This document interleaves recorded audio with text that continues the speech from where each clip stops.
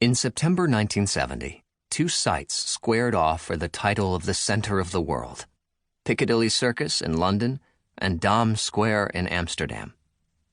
But not everyone knew this. If you asked most people, they'd have told you the White House in the U.S. and the Kremlin in the USSR. These people tended to get their information from newspapers, television, radio, media that were already entirely outdated and that would never regain the relevance they had when first invented. In September 1970, airplane tickets were outrageously expensive, which meant only the rich could travel. Okay, that wasn't entirely true for an enormous number of young people whom these outdated media outlets could see only for their outward appearance. They wore their hair long, dressed in bright-colored clothing, and never took a bath, which was a lie, but these young kids didn't read the newspaper, and the older generation believed any news item that served to denigrate those they considered a danger to society and common decency. They were a danger to an entire generation of diligent young boys and girls trying to succeed in life with their horrible example of lewdness and free love, as their detractors liked to say with disdain. Well, this ever-growing number of kids had a system for spreading news that no one, absolutely no one, ever managed to detect. The invisible post couldn't be bothered to discuss the latest Volkswagen or the new powdered soaps that had just been launched around the globe. It limited its news to the next great trail awaiting exploration by those insolent, dirty kids practicing free love and wearing clothes no one with any taste would ever put on. The girls with their braided hair covered in flowers, their long dresses, bright-colored shirts and no bras, necklaces of all shapes and sizes. The boys with their hair and beards that hadn't been cut for months.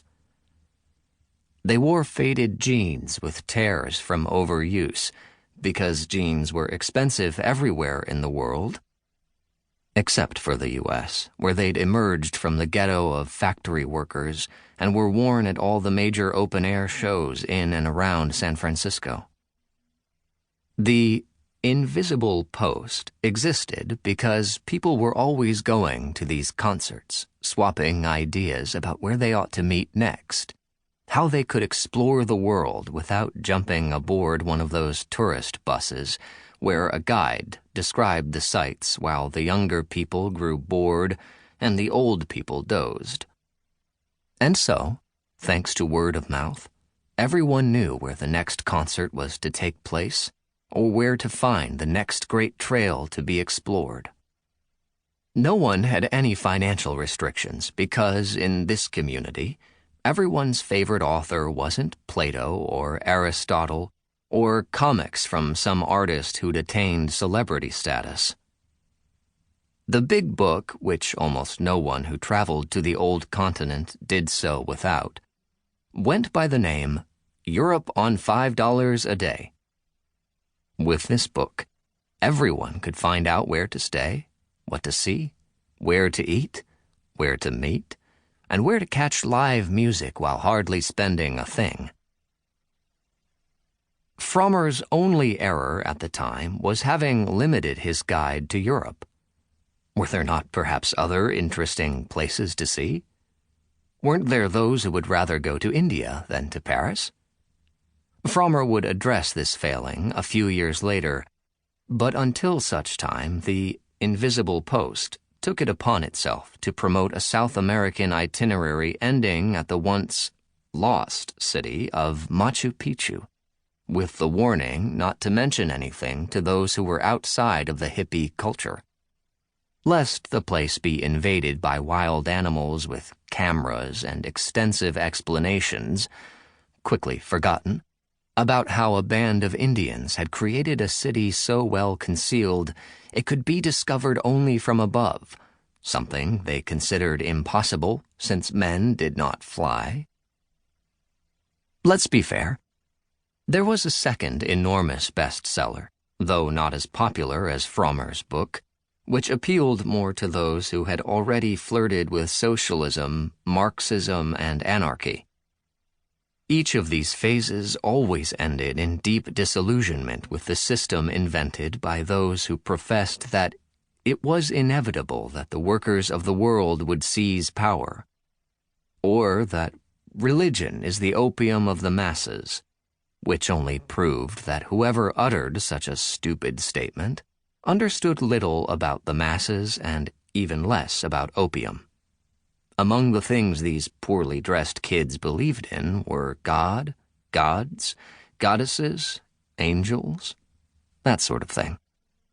The only problem is that the book, The Morning of the Magicians, written by the Frenchman Louis Pavels and the Russian Jacques Bergier, mathematician, ex-spy, tireless student of the occult, said exactly the opposite of political manuals. The world is made up of the most interesting things.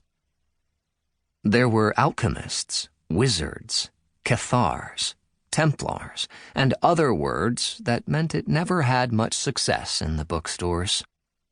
A single copy was read by, at a minimum, 10 people, given its exorbitant price. Anyway, Machu Picchu was in this book, and everyone wanted to go there, to Peru, and that's where you could find young people from all over the world. Well, all over the world is a bit of an exaggeration, because those who lived in the Eastern Bloc didn't have the easiest time leaving their respective countries.